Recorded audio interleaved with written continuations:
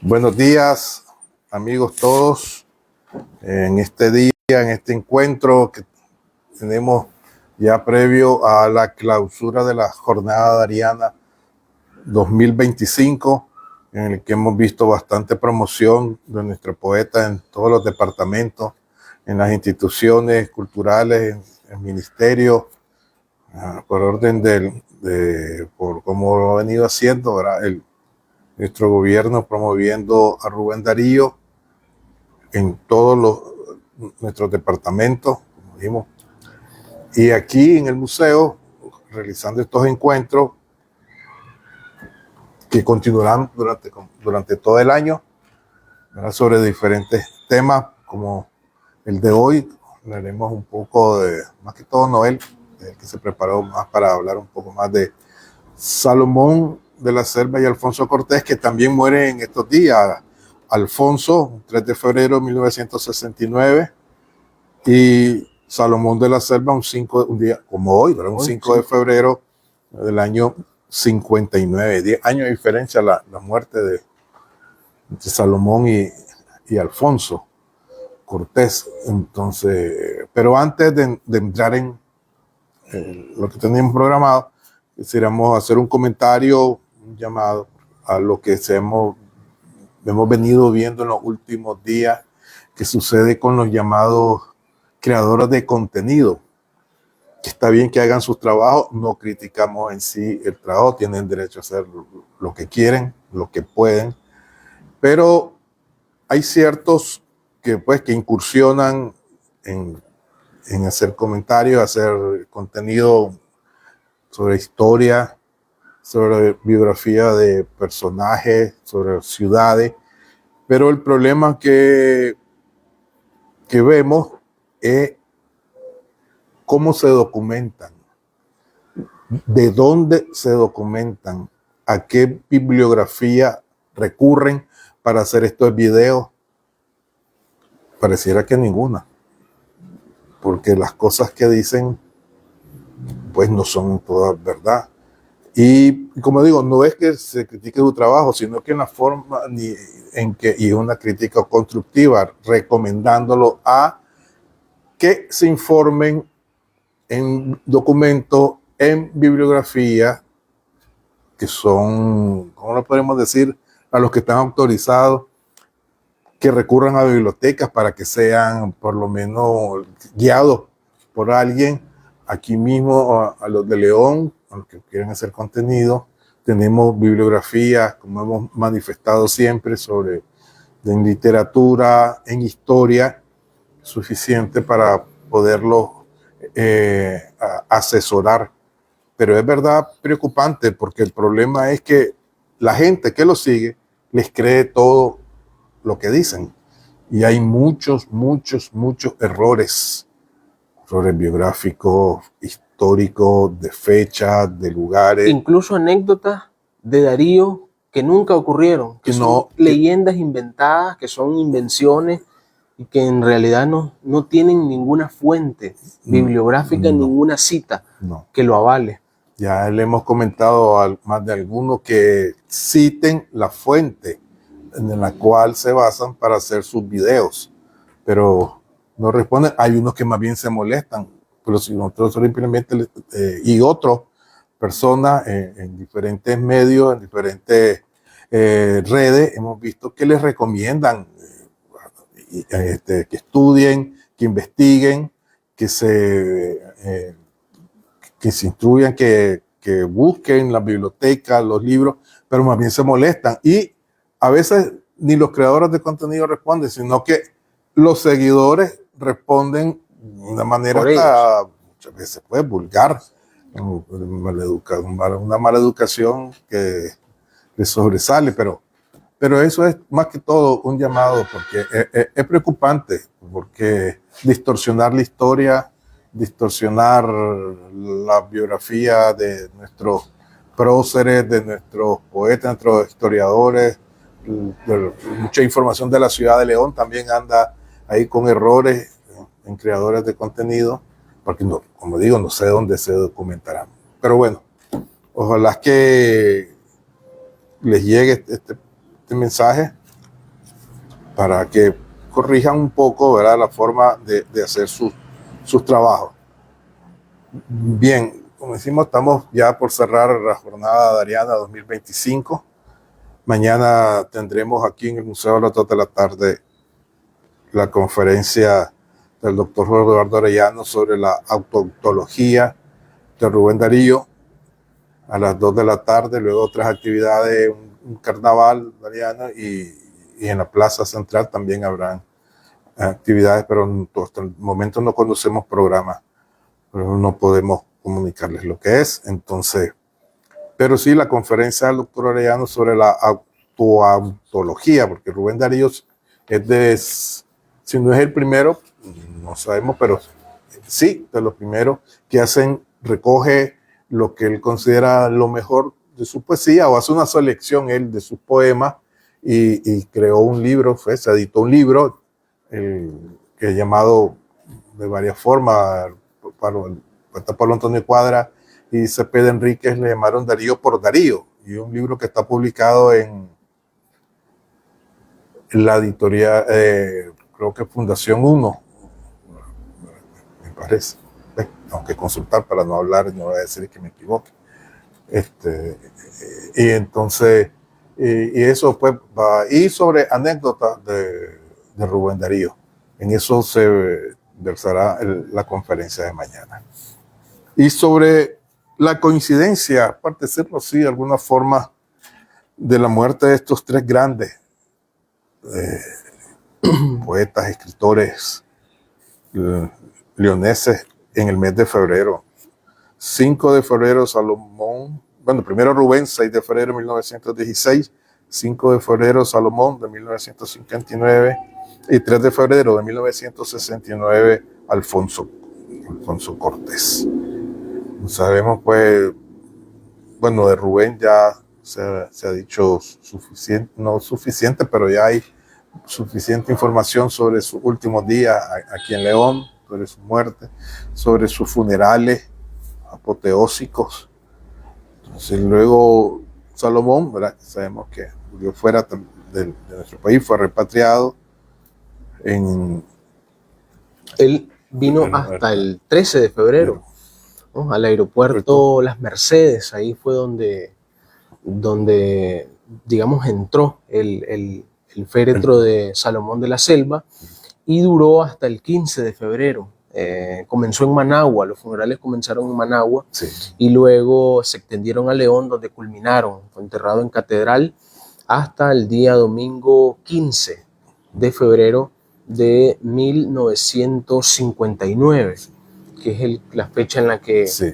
el año en el que falleció Salomón de la Selva, dejando una trayectoria significativa, porque después de Darío, Salomón de la Selva es el que retoma, ¿verdad?, la batuta de la siguiente generación que va a venir. Un poeta que escribió su primer poemario en inglés. Sí. Además de eso, la descripción que hace de León, de la ciudad, en Tropical Town, Other Poems, mereció un ensayo riguroso de Pedro Enrique Sureña, el gran ensayista dominicano. Además de eso, El Soldado Desconocido, otro libro fundamental, que otro Salomón de la Selva. Salomón también hay que estudiarlo por esas etapas, ¿no? La etapa del vanguardismo, que inaugura lo que José Emilio Pacheco llamó la otra vanguardia, con El Soldado Desconocido, y además de eso con una novela que ilustra la dimensión del conocimiento que tenía sobre la Grecia antigua, la Grecia clásica. Sí. En esa novela, que es una edición de lujo que conservamos acá, incluso Ilustre Familia, sí, La Iniciada, y una novela inconclusa sobre Sandino, porque también fue partidario de la causa de Sandino. Escribió un artículo hermoso a la muerte, cuando se dio el asesinato de Sandino, y además de eso fue un hombre que fue líder obrero. Y una de las actividades más interesantes de la faceta de Alfonso es también su trabajo como intelectual, promotor y educador en el México el México de la Revolución Mexicana, ¿no? Sí. Con José Vasconcelos colaboró en ese proyecto cultural que era devolverle a México, ¿no? Ese aspecto cultural indigenista. También su hermano, Roberto, que fue escultor también. Y además de eso, sus viajes, los viajes que hizo, las traducciones que hizo del inglés al español y del español a inglés. Entonces, es un personaje interesante que hay que estudiarlo en todas sus dimensiones, en su faceta. Además, fundó revistas, protagonizó un duelo interesante, creo que uno de los últimos, ¿no? Un duelo con el ministro de Educación de Costa Rica, Miguel León Cortés. Entonces hubo ahí un duelo, un episodio en la vida de Salomón de la Selva, y además de eso recomendado por Gabriela Mistral, porque también mantuvo una amistad con la poetisa chilena, Premio Nobel de Literatura, con Mistral. Falleció de un infarto Sí. en febrero, ¿verdad? Un día como hoy, 5 de febrero de 1959, en París, Francia. Y los homenajes que tuvo están también documentados. Hay un documento de todas las honras fúnebres que se le tributaron, todo el programa, ¿no? Y uno de los aspectos interesantes que tiene el escrito es que el traje con el que iban vestidos, traje negro de rigor, y recibió también honores de ministro de guerra. Ministro de guerra. Claro, porque también participó en la Primera Guerra Mundial, y fruto de eso pues, es su trabajo, su libro inaugurador de la vanguardia, que es El Soldado Desconocido. Hay otros aspectos también poco conocidos de Salomón de la Selva.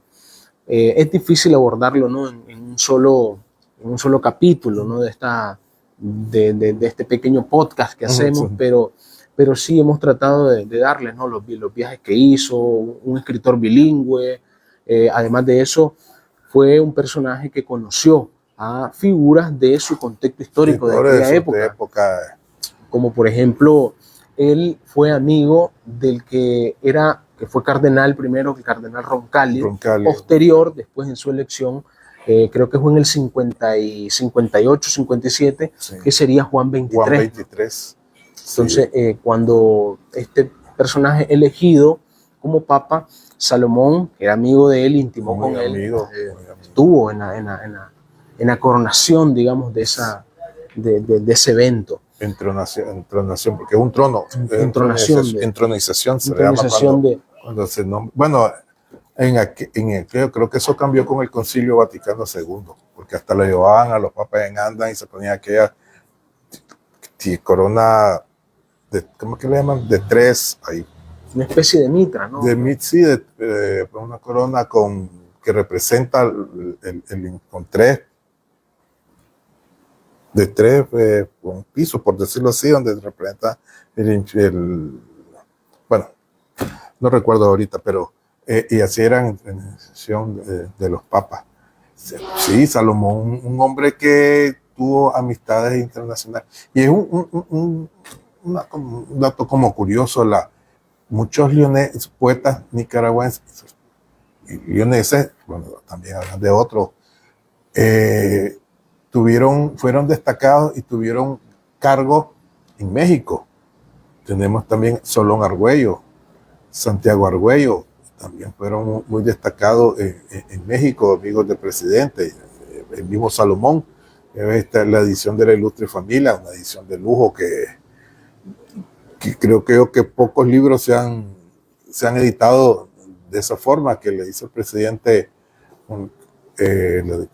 alemán de México a Salomón, y amistades, pues, como dijiste, Mistral, el Papa y otro tipo de Enrique Ureña. Es que Salomón un hombre de mundo. Y el filósofo Bertrand Russell. Bertrand Russell, amigo también de este filósofo. Tuvo aquel incidente con Roosevelt, ¿no? Donde lo increpó, donde Hay un poema de él que se llama El corazón de un soñador conoce su propia amargura. El poema es en inglés, ¿no? Y ese poema, con ese poema increpa, ¿no? a Roosevelt. Y además de eso, su amistad con Darío, porque lo conoce en enero de 1915 y entablan una conversación ahí sobre poetas, sobre personajes. También Alfonso, de alguna manera, predijo quién sería el otro gran poeta nicaragüense, que es Carlos Martínez Rivas. También es una carta que envió a un amigo donde le dice que hay notables, hay varios escritores, ¿no? Como Pablo Antonio Cuadra, José Coronel Techo, pero hay una notable promesa, dice de Salomón, Carlos Martínez Rivas. Entonces, y Salomón, hay que decir también, fue uno de los mayores divulgadores de la herencia y del legado de Darío. Sí, Salomón cumplió sus objetivos también como Rubén, desde el punto de vista literario, ¿verdad? Estamos hablando, porque por algo hemos comentado, después de Rubén, Salomón, es por el otro la personaje. amplia gama de conocimiento, de trabajo, de temas que abordan en su poesía, en su prosa, ¿verdad? Entonces, es increíble también Salomón, y hay que dedicarle más tiempo. Desde el punto de vista popular, obviamente su poema más conocido, más famoso, es La Bala, pero limitarse a ese poema, en realidad no es ni siquiera ni el 2% de lo que en realidad realizó, de la trascendencia y de lo que escribió también otros libros como Evocación Horacio, Evocación a Píndaro, el poemario que hemos hablado de Tropical Town and Other Poems, Poesía Tropical y otros poemas, que también es un libro que son estampas, ¿no? de León de aquella época de principios, de finales del siglo XIX y principios del siglo XX. Y el otro personaje también que muere en febrero, que es Alfonso Cortés, el 3 de febrero. También se le rindieron homenajes, le dieron el honoris causa por parte de la universidad. Recordemos que vino a vivir aquí, a esta casa, 7 años después de que Rubén muere, en 1923. Por ahí viene a vivir Alfonso aquí con su familia, con su padre y sus hermanas. Y es aquí donde le comienza la enfermedad, la esquizofrenia. Como él también la describía, la cosquilla de Dios en su cabeza. El poema cotidiano. El poema cotidiano. Ese verso, ¿no? Donde dice, es el poeta que siente las cosquillas de Dios en su cerebro. Y es aquí, en su cuarto, donde en la poesía alfonsina, por decirlo así, en su obra poética hay 2 ventanas. La ventana donde se encontraba encadenado en los momentos que le venían las crisis de la locura, porque era violento, y la ventana en la cual, a la orilla de la cual, la ventana es del cuarto que está en la parte interna de la casa, y la ventana que está a la orilla de la calle Real, donde estando a la orilla ahí se inspiró para escribir Un detalle, uno de los poemas más conocidos de él, y más que poema, precioso poema, y más conocido. Y estando a la orilla de esa ventana, podía ver un detalle del cielo, que para él ese detalle, ese pedazo de cielo era mucho más intenso que todo el cielo mismo, porque es lo que él, en su encierro, ese pedacito es lo que podía ver del cielo. Y circula una foto donde se dice que es Cardenal, hablando con él a través de la ventana, que dicen que es en esta casa, pero no es en esta casa. Ahí se ve que están hablando bien, una ventana baja, y un Alfonso ya, un hombre ya maduro, ya en sus últimos años, en el hospital, se cree que en el hospital psiquiátrico. Pero cuando vivió Alfonso aquí, era un hombre joven. Porque estuvo en Costa Rica internado también en Chapuí, en el hospital para enfermos mentales, sí. Y aquí atendido en Nicaragua por el psiquiatra José Pasos Marcial, que escribió también sobre la enfermedad, sobre los padecimientos de Alfonso. Su hermana María Luisa Cortés Bendaña, porque hay que decirlo también, mucho cuando se habla de Alfonso Cortés, se omite también que fueron las hermanas las que en realidad lo cuidaron y los últimos días de Alfonso Cortés, él le dedica unas palabras a sus hermanas, ¿no? Y se siente agradecido. Y promotoras también de su obra, ella, claro, por supuesto, porque ellas fueron las que escuchaban, sobre todo María Luisa Cortés Bendaña escuchaba a Alfonso y ella escribía. Entonces eso lo deja en el testimonio de los últimos días de Alfonso de un libro biográfico de 1975, que es la biografía de su hermano, donde se cuentan, ¿verdad?, cómo eran los padecimientos, las crisis de esquizofrenia, las transfusiones de sangre que le hacían a él, los dolores que padecía Alfonso Cortés, que eran agudos, porque incluso hay una parte donde un testimonio que recoge su hermana, donde Alfonso le dice, cuando grito es porque ya no puedo más, pero me da mucha vergüenza, me da mucha pena gritar. Entonces eso nos indica, ¿no?, los dolores que padecía. Y además de eso, una parte que se omite también de este otro escritor es que fue traductor, tradujo poemas del francés al castellano.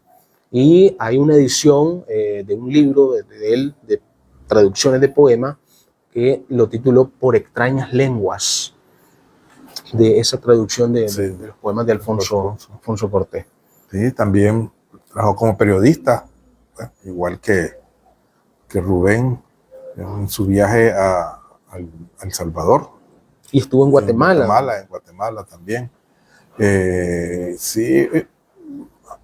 ¿Qué hubiera pasado si Alfonso no hubiera enfermado? Bueno, su poesía. No sé, pero creo que hubiera tenido más, digamos, más temas. Más libros. Más publicaciones, hubiera sido, creo, una carrera fructífera, una vida literaria, un escritor fructífero también. Sí, sin embargo, los poemas que dejó, sí. No, claro, con lo que dejó es suficiente para figurar en la lista. Para ocupar un lugar en la historia de la literatura, ¿no? Y estar entre los grandes de nuestra literatura, junto con el padre Palé, Salomón de la Selva y él, los posteriores de Rubén. Hay un poema que se titula Aparición, donde menciona la catedral como un diamante ardía, dice ese poema de Alfonso Cortés. María Luisa cuenta una anécdota también muy interesante, que cuando él estaba en Managua, hospitalizado en el hospital de enfermos mentales, en el psiquiátrico, Alfonso le dice: llévame a catedral para saber que estoy en León, para saber si estoy verdaderamente en León. Una anécdota que refleja también esa atadura y ese arraigo de Alfonso a la ciudad, ¿no? Es que todos los poetas, no solo los poetas, también todos los leoneses, ese arraigo a esta ciudad que le tenemos y a su catedral, que es nuestro mayor símbolo, también a como Rubén y nuestros poetas nos representan como nicaragüenses. También la catedral representa a Nicaragua a nivel internacional. ¿Ves? León, ciudad catedralicia, ciudad universitaria. Es una estampa indispensable, ¿no? En todo, en la literatura, en la arquitectura, en la historia. En la historia, como decía, la arquitectura tan ecléctica. Bueno, y resto de iglesias, las 17 iglesias, claro, unas con mayor riqueza arquitectónica, tal vez que otras, pero otro en su interior también. Suteaba. Y además, algo que comparten estos poetas es que están enterrados también en catedral. En catedral, sí, en catedral, donde están pues los ilustres. Pero también había una anécdota de la tumba de Alfonso cuando estaba acabando. Sí, cuando hay lo que cita su hermana, doña María Luisa. Su hermana María Luisa cita que cuando estaban abriendo la fosa donde iba a ser enterrado Alfonso, descubrieron una placa de mármol con el nombre del obispo García Jerez. Entonces se sabía, según lo que dice en el libro, se sabía que estaba enterrado, sí, pero no dónde, en qué ubicación. Sí, sí, como es obispo, los obispos son enterrados, aunque se dice que ya no hay espacio ya. Sí. El último fue el obispo Bosco Vivas, que ya, en vida ya había seleccionado su lugar donde iba a ser enterrado, y así se cumplió. Pero ven, sí, Catedral también es un cementerio de ilustres. Sí. La Reinaga, José de la Cruz Mena, de Baile, bueno, ya Salomón, Alfonso, el padre Palé, que está en Corinto, que es donde pasó sus últimos años, ¿verdad? Como sacerdote, y se identificó tanto con esa ciudad, y la ciudad también lo adoptó como hijo de él, otro gran personaje como religioso y como poeta también, el padre Palé, que algún día le vamos a dedicar nos comprometemos a hacerle otro podcast biográfico. Sí, sobre el padre Palé, que hay mucho también que hablar de él, tanto en su vida como en su obra. No sé si tienes algo más. No, solamente recordarles pues que hay que acudir a las fuentes. Cuando uno va a hablar frente a las cámaras sobre algún determinado tema, pues lo más obvio es documentarse sobre eso para tener un fundamento y pues esperar alguna crítica, y bienvenido sea cuando es una crítica que merece la pena ser abordada, ser tratada, o corregida en muchos de los casos. Así es. Sí, y ese es el llamado que hacemos, y nosotros siempre prepararnos cada día mejor, más tiempo para estos encuentros, y acudir aquí a nuestra biblioteca. Y otro, porque en internet también hay información, pero hay que saber buscarlo, saber en dónde. Pero internet es para complementar. Para complementar. Y saber qué información es correcta. Por eso, la fuente debe ver que es por ejemplo, una biblioteca, por ejemplo, la Biblioteca Cervantes, por decir algo, la Biblioteca del Congreso de Washington. Ya los archivos de Guatemala, de Nicaragua, de la época colonial, de los primeros años, a partir de 1700, ya están en línea. Por ejemplo, el archivo de Guatemala, donde estaba la Capitanía General de Guatemala, se pueden consultar. Hay bastante.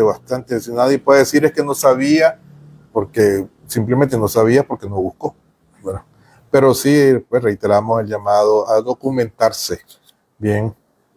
Está bien que hagan, bueno, porque se ocupan más los jóvenes en estar haciendo estas actividades, pero bien hechas, sobre todo pues los que se dedican, como vimos, a tomar temas de historia de las ciudades, el origen del fecha, que conlleva fecha, datos biográficos de personas, de personalidades, de lo que sea, pero bien informados y agradecidos por su atención, y esperamos vernos muy pronto.